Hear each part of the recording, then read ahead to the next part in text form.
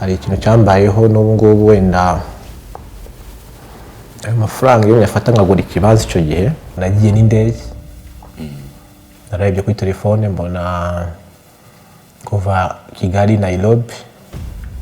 amafaranga ari kuri bisi nari mfite loan ya banki iwacu nta muntu n'umwe wari ubizi nari ndi muri konji no ku kazi byari banga ryewe byari banga ryanjye jyenyine nari ndi muri konji live 21 days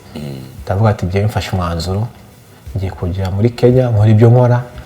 nzava Nairobi Kenya ngenda USA nari nzi kugaruka Kigali kuri screen akakwereka akakujyana kuri computer akakwereka aho dossier yageze n'ibiki byose ati ibi barakonfaminze hasigaye ma stamp ibi nibi bikumwe nanateye bikumwe